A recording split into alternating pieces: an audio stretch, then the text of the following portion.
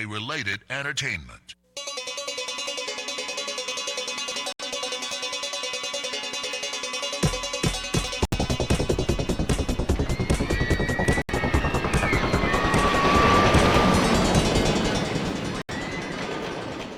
Aloha Maui Nui. Jason Verkard. Josh Porter. Here for the SolarCoaster, episode 109. Episode 109, we're going to have an opportunity to speak with Brian Kealoha of Hawai'i Energy today, the executive director.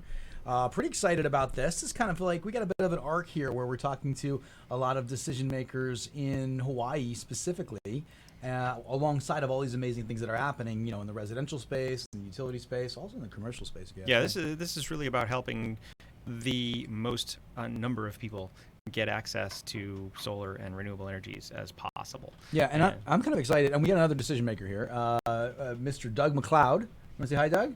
Say hello to the internet. Aloha, folks. No, I think the only decision I made was to come by this afternoon. There you go. Doug is a regular contributor and friend to the SolarCoaster. Been on the show a handful of times over the years, I think we can say. And has quite a history in energy here. Yeah, a lot of background here in Maui. So let's do this. We're going to jump right into this show. Is this episode 109, Jay? Did you say that? I think so. That's what you wrote on the email. Yeah, so 109. Yes. Okay. So we're going to go through our housekeeping. Got some great news and events to cover. A lot of cool things happening in the world. And we'll be able to jump over and get a call in from Mr. Brian Kealoha to hear about Hawai'i Energy and hopefully touch base on some of this, HGIA stuff as well. Excellent. Alrighty. Hey, folks, this is the SolarCoaster. We are a renewable energy themed talk show right here in lovely Maui County. You can be found Fridays at 1:05 p.m. Uncle Oi, 11:10 a.m. Also some FM stations, 96.7 FM Central Maui, 96.5 FM Westside, 98.7 FM Upcountry. Great website, www.solar-coaster.com. You can go there, listen to all our old shows, 108 shows deep at this point. If there's something that you're interested in, solar, renewable, whatever, chances are we've talked about it already. Go check the show titles. We're also available on podcast networks, iTunes, Stitcher, and TuneIn all carry the SolarCoaster. Soon to be many more if our social media guru has his way. Yeah. Big shout out to Nathan. Check it out, man. Go for it. Appreciate it. All right, we can do the podcast. Okay, let's do the sponsors. So we got Sundrum Solar. Mr. Michael Intieri is on island presently. He's doing a whole bunch of great projects. Aloha, Michael, CEO of Sundrum Solar. Pantech Design. I know a lot of exciting things are happening with Pantech. Pantech just did a Sonnen EcoLinks house with two 20 kilowatt hours Sonnen. I saw it posted up on LinkedIn yesterday. It looks like a really nice house and probably all full suite of Crestron and awesome kind of smart house products. And then LG Chem, and we had Lynn and a couple of her staff members, one from HQ from Korea actually here, one from the U.S. from the Southeast here last week. Got a chance to really connect with Lynn. Yeah, it's amazing how many folks are actually coming through town because Maui is the place to be. Yeah, Hawaii is it. Hey, folks, this is the call-in show, 808-242-7800, 808-242-7800 is the call-in line. If you'd like to jump on in and talk to us, please do so. We're going to jump over to the Pantech Design Minute now.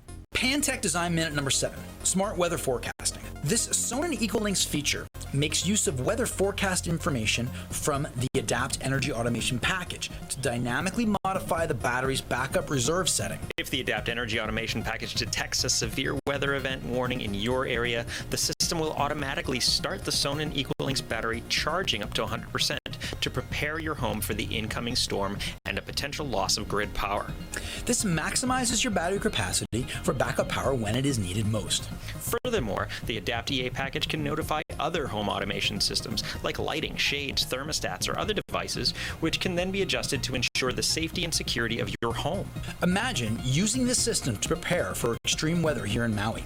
Adapt will simultaneously take steps on your behalf, like topping off your home battery, powering up your EV, pre-cooling your home, or preheating your hot water system. All of these systems together make sure that you are ready to take on the upcoming storm. This has been the Pantech Design Minute. Very excited to continue to learn about Pantech Design and all the technology they're deploying in the renewable energy space, which just hasn't been done before. Well, renewable energy space, but I mean, really, it's just a matter of trying to figure out. I think we talked about this before, but it's just the whole home automation thing was never really aware of home energy, and home energy wasn't aware of home automation. But every time they bring in another technology that is probably pretty mature in the home automation space, it enables so many more wacky sci-fi things you can do with your house of the future. And I think it's difficult to imagine what that would be Sure. until those kind of worlds Until- start talking to each yeah. other. It's really like it's hard to map it out and say, oh, if these two guys got together, this thing would happen. Yep. I don't see it quite like that. I see it more like, hey, this is something that's just really taken off once those guys got a chance to talk. So very good, Pantech. Looking forward to more of that shortly. Sure. You ready to do some news and events, Jay? News and events right away. Jinko Solar was honored at Intersolar with an award for their new Swan bifacial solar panels. We tend to geek out on solar panels and efficiencies a lot, but these things are really, really excellent. It's 400 plus watts per panel. They're light because they're not glass. They came up with the bright idea of actually using a transparent regular backsheet, so they're much more like the weight light. of a traditional panel. That's a big difference. It's a big difference. You've carried them around, Jay. Successfully and unsuccessfully. Sure, thank you, sir. I am guilty Did you of ever see destroying a wonderfully gorgeous Did you ever- sun cream panel. Did you ever see a bifacial slowly crack? Not yet. It's a real hoot, let me tell you. For you, it was. It wasn't for me because I did it. So yeah, so was- no, that this was is bad. interesting. So it's That a was bad. transparent, it's a transparent backsheet, Jason Bearcart. And so we're looking at what is the material here. I mean, the bottom line is that it's lighter, right? Right. So yeah, well, and typically for your bifacial panels, it's glass and another pane of glass, and they laminate the silicon cells. So that's what they've done. in between. And so what they've done is instead they've used a transparent material for the Look at regular these back guys. sheet, the white plastic key stuff that Right. it's mounted on in the back, and you can get all the benefits of bifacial at like almost half the weight. So that's interesting. pretty stellar. You guys might talk. I'm not sure it's clear to people if these panels are both a ground mount thing and a rooftop thing. These particular ones sound like they're more rooftop than some of the others. Bifacials generally need to have a significant amount of space underneath them. So it's not like you think of your traditional rooftop panel where it's mounted right on the roof where you get like a couple inches clearance and stuff like that. They really need to have at least half a foot, and many people say a lot more. It's debatable, right? Sure. And it's only a couple years that the bifacial kind of boom started to hit again. And initially, I'll tell you what, first thing we did was put some on a roof. Because we were excited about it, right? And then it certainly didn't create any problems. It's just, do you get, is there a significant enough albedo, right? Reflectivity capability, which has to do with the reflection of the material, of the material beneath it, as well as the orientation, right? So generally speaking, they look like ground mount or carport. I haven't seen any carports, but I think it's a beautiful pavilion option for like an architectural space where you could be around solar. I think it's really something nice. But in my view, I'm kind of watching this question, right, for the rooftop section. How what type of characteristics can they use with these newer systems, and will it be reasonable? At one point, if it's like the same price as a white backsheet, and even if you can get 5% or so, why wouldn't you take it? That's my view on it. I mean, you guys have all seen those TV ads, for the roof for the white, kind of roll-on coating. Yeah, like Geico, whatever, exactly. yeah. That's one of the brands. I mean, if you could come up with the right formula of that, plus a new round of bifacial panels, that could be pretty. So we're gonna geek out for a moment. Jay's like, move fast through Swan. Not gonna happen, Jay. So what I want to see is an Everest dome mount, which is like that kind of dimpled, rooftop type of racking where they're kind of counter azimuths, right? You know what I'm talking about? Yes. And then I want to see You them as need to explain it bifacials. better for radio. Well, They you don't. can, you can explain it. So, but the point is that, let me get the idea out. And then having like a Geico kind of, high albedo reflectivity kind of sealant, which people want anyway out here, right? Yeah. And then, and then being able to optimize that. And geez Louise, if you need you wanted to put some on-roof solar, if it's a flat roof, you could do your ballast with your batteries.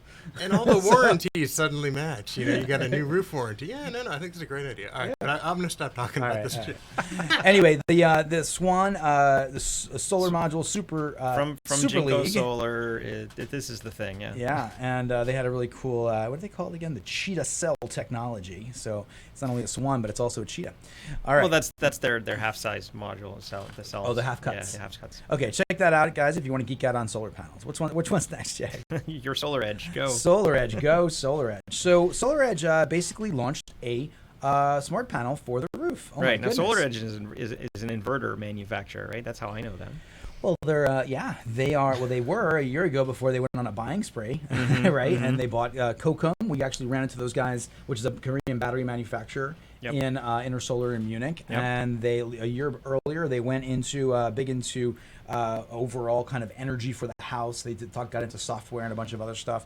And now they basically launched a solar panel, which is interesting. It has an integrated DC optimizer to it. It has a 12-year workmanship warranty and a a 25-year performance warranty guarantee, which is typical of all panels.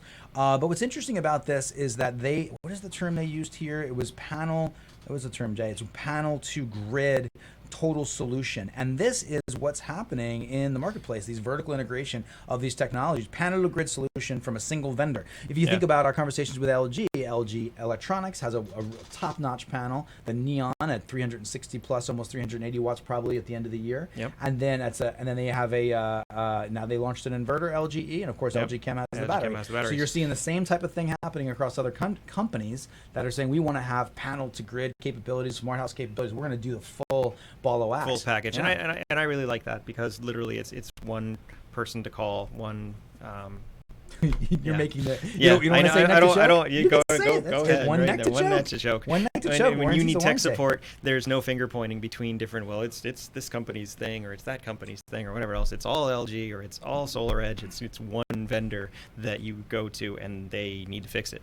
It does beg the question, though, if it starts to become this one company that's doing everything, they're white labeling racking, even they're going across the board and they're providing all the equipment. It's like, is one company not going to survive in the future in this space? Are people going to choose one over the other? I think we need to roll out a whole lot of solar and a whole lot of storage. I think there's plenty of room in the market for everybody. So sure.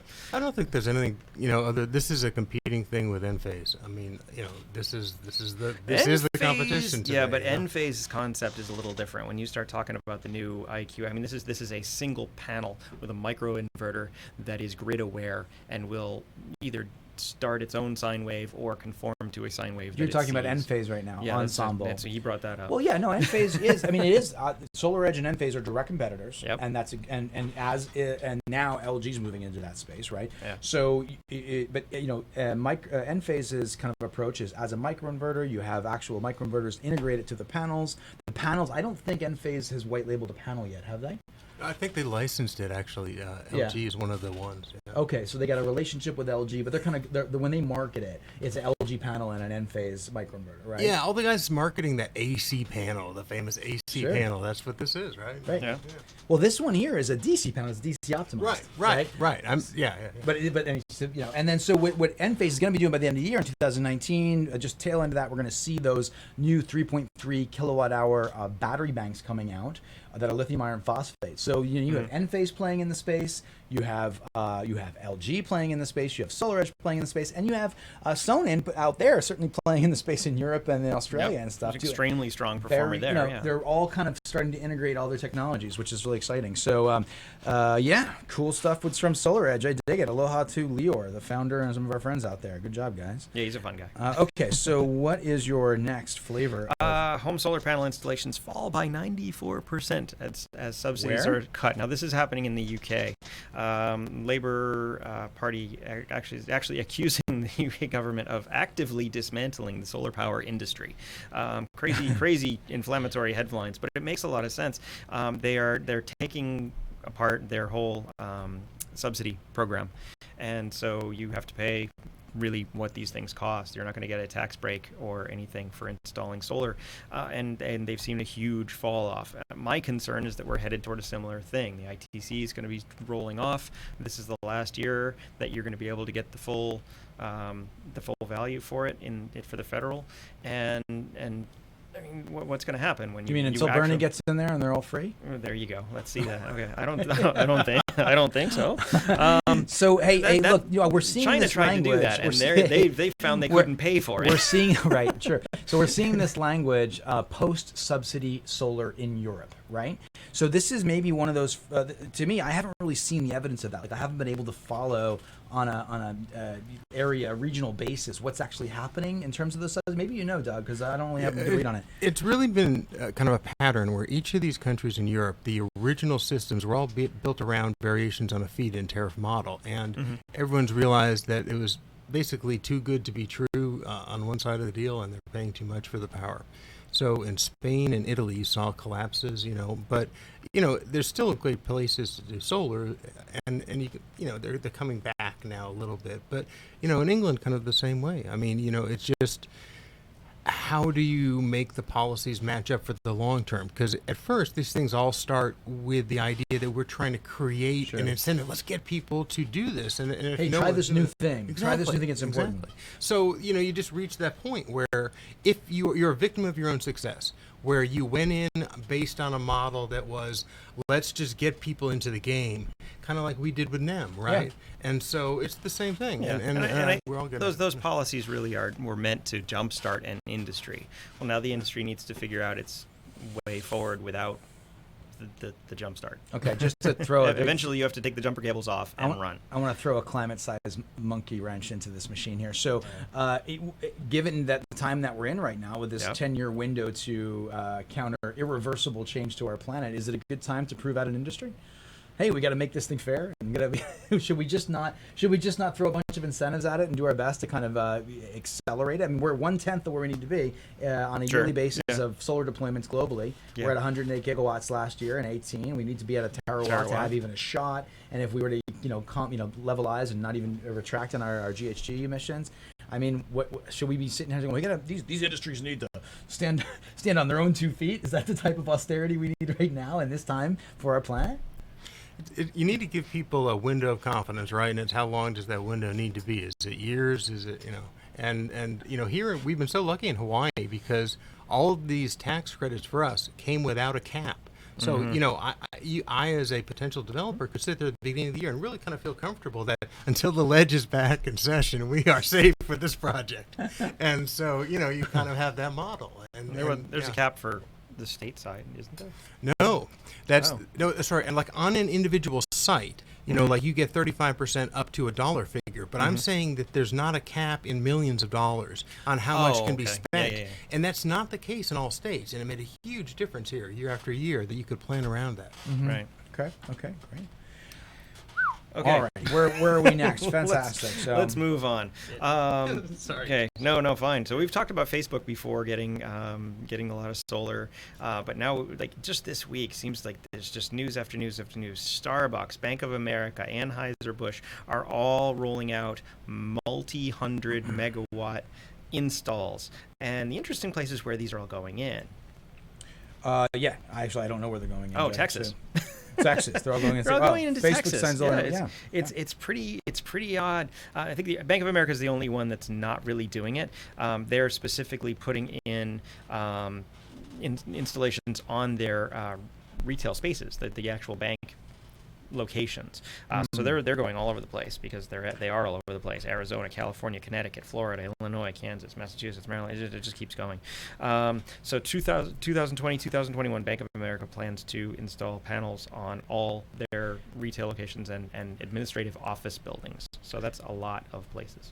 So, I mean, one of the things that occurs to me right out of the gate, a mutual friend of ours, Doug, and I were talking about the relative cost of deploying utility-scale solar in the country, and he'd indicated that Texas was one of the most forgiving environments to do utility-scale solar. So some of the lowest prices per watt to install it, right? Yep. And on the order of about half of what it costs to do it here. And it's becoming a real draw in these locations because of that. I mean, it's literally corporations are making decisions on where to put their offices based on renewable energy availability. Or the solar farms. Yeah. Yeah. There's 3 cent solar out there all day long at the moment. I mean, how long, does it last? Yeah. I mean, if you're a corporation, this is a pretty easy call. I get all this good credit, and, I don't have to do any tough math about balancing out exactly save where a bunch of my money, demand is. and you look like a great guy, great company. Yeah. Some greenwashing What could going go on. wrong? Hey, look at us. We're nice guys. Sure. So it's a win. So that was, and then, of course, Anheuser-Busch as well, right? They were talking about doing some similar things and making some big pushes with a 222 megawatt solar project in Texas too. Yeah. All righty. Okay. There we go. So do we want to talk about Maui before we end our news segment? Because we really should. We do. There's an awful lot going on. We do have a correction to issue. Doug, we reported last week that there was a rate increase for MECO that was the PUC had approved. And over the end of last week, or the beginning of the week here, we had a conversation. You explained this to me in a much better sense. The interim rate that was approved and is already applied to everyone's bills is pretty much the same as the rate increase that was approved. So the net is a wash. You're actually not going to see another 3.7 increase on your bill. It's kind of already built in. Is that correct? That's my understanding. Yeah, no, you got that right. And you're using the bill terminology, which is so important, right? That's what most people care about, right? Is their bill going to be going up much? And we had a very unusual set of events here in this last cycle, and really we are actually, for once, the beneficiaries of Trump. And the tax cut that they enacted for corporations affected MECO. MECO, in their original rate case, built all of their math around the old tax code. So when they went in, they requested, it was a 9% or whatever increase, and the usual process, game, whatever you want to call it, is, the utility asks high and it gets reduced down a little bit. Yep. But here, what ended up happening is they had picked this interim rate, and by the time you backed out all of the tax stuff, and a couple other little adjustments, it really looks like for the average person, this is not going to be anything meaningful at all. So there's no major change to the bills. Yeah, no major change to the bill, because it was the interim rate hike that we talked about last year.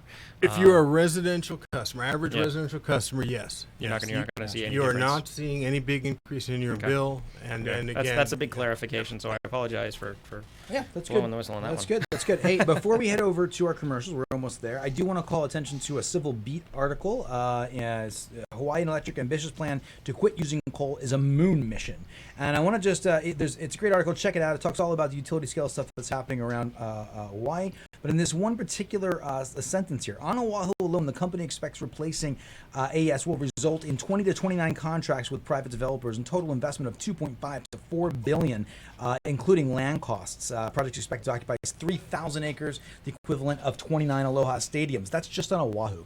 That's just on Oahu. Well, Oahu has 90, and that's embarrassing, right? Percent of the AES is like 180 megawatts. Right. So do that as dollar per watt. That is not very cost-effective replacement power, right? Ooh, Yeah, man, yeah. but there's a lot of movement Good, out there. So check that article out there, folks. It looks like we are doing this thing with 100% renewable energies. Okay, let's jump over to our commercial break, and we're going to come right back with Brian Kealoha from Hawai'i Energy. Pantech Design is ushering the world into a new age of home energy automation through the convergence of smart home technologies and renewable energy management. Unifying solar energy production, intelligent energy storage, and smart breaker technologies with smart home devices, Pantech Design's complete home energy automation suite incorporates unprecedented control of lighting, shades, climate, security, hot water, electric vehicle charging, and many other systems. Contact Pantech today at pantechdesign.com. Sundrum Solar is the manufacturer of a revolutionary thermal collector that fits on the underside of your standard PV panel to maximize energy capture per square foot. The Sundrum Solar Hybrid PVT system, combined photovoltaic and thermal, holds the world record for peak efficiency, capturing an astounding 86% usable energy. Learn how Sundrum Solar vastly improves electric, heating, and cooling economics at sundrumsolar.com. LG is a leader in the home electronics industry and manufactures some of the most popular PV panels, as well as many other appliances we've come to know and appreciate over the years. The same LG brand offers the LG Chem Resu battery line for your home energy storage needs. Here in Hawaii, their primary model is the LG 10H Resu with 9.3 kilowatt hours of usable capacity. The LG 10H Resu can be used both to maximize consumption of solar energy at home and also functions as a source of backup power in the event that the grid goes down. LG Chem has increased production of their battery line for Hawaii's renewable energy solar market. Contact your local solar provider to learn more about the LG Chem 10H Resu battery. Okay, those are our wonderful sponsors. Thank you so much for keeping the SolarCoaster on air. We can't tell you how much we appreciate that. We are here with Brian Kealoha from Hawai'i Energy. This is a big deal. Brian, can you hear us okay? I can. Can you hear me? I sure can. Perfect line. Yeah, perfect Excellent. line. So welcome to the SolarCoaster, Brian. Really appreciate you taking the time to join us. Jason, myself, and Doug here in the studio today. It's a surprise gift for the the conversation. So we're really excited to talk to you. We've had Walter on a couple times in the past. He's done a great job, kind of giving us a sense over the couple of episodes, kind of what Hawaii Energy is all about. But yeah, we'd really love to hear your story and kind of hear what you're up to these days. So thank you again. Oh, absolutely. Mahalo for having me on the show. Great. So, Brian, can you tell us a little bit about yourself for our listeners? What is your role within Hawaii Energy, and then how did you kind of come to that position? And what island were you born on? That's right. I told him about that. So, my background, I'm the executive director here at Hawaii Energy. I was actually born on Oahu, but my family moved over to Maui right when I was in 8th grade. So I'm a proud alum of St. Anthony High School there in Wailuku, Maui. But my background is that I've spent a number of years both with utilities here at Maui Electric as well as a couple of utilities on the mainland, and then in the private sector for about 10 years doing energy efficiency and renewable energy projects before joining Hawaii Energy about 3 years ago to be their new executive director. So quite a background and a lot of experience there. And then Hawaii Energy is really, we did get a chance to talk with Walter. He gave us a sense. He's actually come in a couple of times and kind of announced initiatives at the right time, when you had some new rebates and things like that. But Hawaii Energy is doing some really great stuff. Can you give us just kind of a brief recap of what Hawaii Energy is up to these days? Sure, absolutely, happy to, and thanks for having Walter on in past shows. Walter's one of our best energy advisors, and he's got the entire island of Maui to help. And our goal and our mission is really to help our families and businesses reduce the cost of their electric bills. And so we have a number of rebates available for anything that you can think of, whether it's in your home with your appliances to within your business, your lights, your air conditioning systems. If it uses energy, there's probably a way that we can help you out. And that can be anything from technical assistance to, again, financial rebates. And I think part of what we're going to even talk about today is how do we get over some of the first costs of being able to afford energy efficient equipment. Absolutely, yeah, and that's an exciting area. So, and it's amazing. What I find amazing is we're talking with Sharon and Greg and the people from the utility. We're talking with Gwen Yamamoto-Lau from HGIA, and we're talking with you. And we can see that there's a lot of people working very hard in a number of organizations to just try to find solutions and try to bring opportunities to homeowners and to businesses alike to make this energy shift. So this idea of 100% renewable energies and of reducing our inefficiencies, it's not some pie in the sky idea. People are working every day. There's a lot of people out there doing this kind of work. In various capacities, right?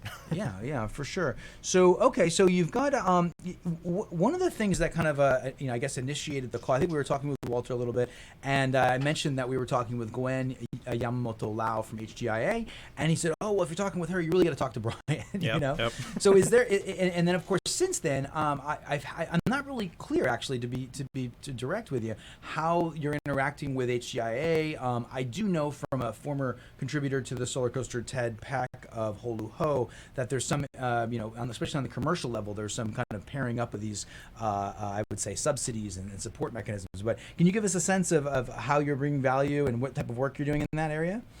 Sure, absolutely. As I was touching on a little bit earlier, one of the biggest barriers for whether you rent a home or you're a homeowner or you're a business, having the upfront capital to be able to install energy efficient equipment can be quite a challenge. And so we're always working with stakeholders in the community that provide options and opportunities to find ways to spread that cost out over time. And obviously you've seen a lot of success with this in the PV area. You see a number of credit unions and banks that offer a number of different loans or access to lines of credits or financing products to help get PV installed. And so that's the same kind of tack that we're trying to tackle within the energy efficiency space. We have a real unique challenge here in Hawaii in that what we consider to be average or medium-sized businesses, that's a small business to a lot of folks on the mainland. And when you put it in that lens, the financing products that are available, coupled with usually the size and the amounts of energy efficiency equipment, ends up being pretty low. So the availability of capital can be a little bit of a challenge. And so that's why we're really excited to be able to work with GEMS. GEMS was created specifically to finance clean energy technologies. Within that, they've been able to further expand their role to get into energy efficiency in a number of areas. And I think one of the areas that we're working most closely with them on is within the solar water heating program. Since, again, for homeowners, that can be a big upfront cost, but the returns are significant. So we work closely with GEMS to, one, help with the marketing and outreach and support for their program, because it's tied into ours, because anybody who will go and move forward and put in a solar water heater, as an example, they'll still receive the rebate from Hawai'i Energy. So that's, there's a double win there that GEMS is really helping us get is more interesting. Technology installed. I really get, now that's a great example. I think we can kind of look at the solar hot water heater technology as a way to kind of understand the different support components. And it's a great one too, because it's a tried and true technology, right? Right, it's something everybody's familiar with. And it's got a great efficiency. It's kind of understood basically how it functions. We kind of understand the longevity of it, So if I understand correctly, right now HGIA is providing funding for PV as well as for solar hot water, right? Correct. So, and they can finance energy efficiency within certain segments. State government's one of them, nonprofits. On the residential side, I think it's just solar water heating. Right. So if you were to finance a solar hot water heater, they got some great interest rates and some really attractive terms, right? So you could be no out of pocket. I believe it doesn't affect your debt to income ratio, as I understand it. So you're in a really great position. You get this product that everyone is really kind of confident in performing well, immediately creating a reduction in your electric bill, and not to mention mitigating your greenhouse gas contribution, carbon footprint. Yep. Then you also have tax credits, right? So you have your 30% federal, you have your 35% state. I believe it's capped at $22.50, if I'm not mistaken. The solar hot water. Does that sound right, Brian? That sounds about right. Yeah, and then you also have maybe a rebate from Hawai'i Energy. Is that right? That's correct. Okay, so we've got. I think it's $750 right now. That's correct. $750. So look at that right there. You have a fully funded, you have a technology that everyone kind of completely embraces as a great win, right? I agree. I just wanted to be clear for your audience. I mean, if you're thinking about a hot water heater, this is an electric hot water heater to get this rebate. Okay, not a gas one. There you go. Thank you. Okay, there you go. So the electric hot water heater, and then but was solar electric hot water heater, right? Correct. Going to a solar thermal water heater with electric boost. We are doing some solar PV water heating as well. I did notice that. There was Sunbat, and then the thing that occurred to me with that is that I hadn't really seen Sunbat in market since maybe a year or so ago. So I was wondering if you were getting any traction with that. Maybe talk more about that afterwards. But just to map out the finances of this, folks, you have a great technology. You have something that is fully funded. So there's no capital out. There's no effect on your credit report. Then you get tax credits for it. You get savings on your bill, and you get tax credits for it, and you get a grant. For crying out loud, I can't even think of what else you could layer onto that. I mean, is there anything else out there? It's so good. Only because you asked. If you live in Maui County has a 0% revolving loan fund limited to solar hot water heaters. Oh, jeez. There you go. So, and I do remember talking with Gwen about a reserve in the loan for, and it makes sense, especially for solar hot water, for O&M, for operating and maintenance. So, for example, when you need one of the problems with solar hot water, as I understand it, I'm no expert in solar hot water, but is that the longevity can be compromised by a lack of upkeep, a schedule of upkeep, kind of like a car, right? Yeah, absolutely. So, you got fluid moving around. You got to take some steps on a variety of things. But if you do that, you should be able to get like 20 years plus out of your system, as I'm told from experts in the field, right? Warranties tend to be around 10. Yeah. But the point is that you have all of this amazing support for taking this step that not only saves you money, but is the right thing to do. I feel kind of proud of our community, frankly. Yeah, no, it absolutely makes sense. I want to get more specific. For the folks that do have solar hot water and you don't take care of it, there is a sacrificial anode in there. It's usually zinc. You need to replace it every so often. Call your local solar hot water folks. Have them come service it. I believe, Brian, it's $100. You get a $100 rebate. $100 rebate off whatever they bill you for, which isn't that much. I mean, they literally just screw it off the top, put a new one in. But you do want to do that, because if you don't do it, all the sacrificial metal is eaten away, and then the hard water will start eating the tank, and that's where your maintenance kind of falls down. There you go. I've participated twice in their solar tune-up for that. I installed my system in 2002. I just serviced it again this past month, so it's going strong. Yeah, they'll last a good long time as long as you take care of them. So Brian, let me ask you a question here. What are your thoughts about this new on-bill financing program from GEMS, from HGIA? And the reason I ask this is we're just getting, I would call it a fervor in the community at the moment, right? Sure. Do you have anything, is there anything you'd like to share about that, or any ideas, or can you talk a little bit about that? Sure. I think we're still waiting to see how this will all play out. But at least I will say in concept, the ability to pay this back over on the electric bill is really, one, it's convenient, right, from the standpoint of that's where your savings are coming from. And two, for a lot of different people, whoever, institutions you may be, or renters, or anything along those lines, it does allow for better alignment of who may be paying the bill and who's seeing the savings. And if we see this jumping into other areas, particularly maybe not just residential focus, you look across the country of where they have on-bill type financing, and it does spur market activity. And so I think we're really excited. We'll see how this starts to come in. We do have a couple projects going on with GEMS right now in that process, and we'll see if it really can we back it up for just a second and actually explain what the GEMS program is for the folks that did miss the last show? Well, yeah, I mean, Hawaii Green Infrastructure Authority is HGIA, right? Yep. And we do have a show for this, and you can check out solar-coaster.com. Yeah. Go there, listen to the whole show. And on April 8th of 2019, the program that was rolled out is effective